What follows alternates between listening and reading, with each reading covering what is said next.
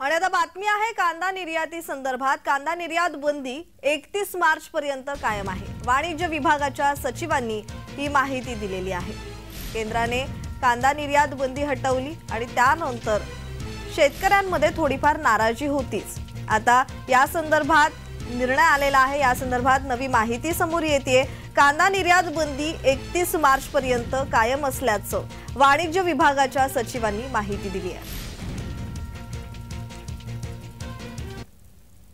किमान 3 lakh metric ton कांदा निर्यात केला जाईल अशी घोषणा झाल्याचं केंद्रीय राज्यमंत्री भारतीताई पवार, नगरचे खासदार सुजय विखे पाटील अशा अनेक सत्ताधारी पक्षातल्या खासदारांनी मंत्र्यांनी ही निर्यात बंदी उठल्याचं घोषित केलं अशा माध्यमांमधून वृत्तपत्रांमधून बातम्या प्रसारित झाल्या।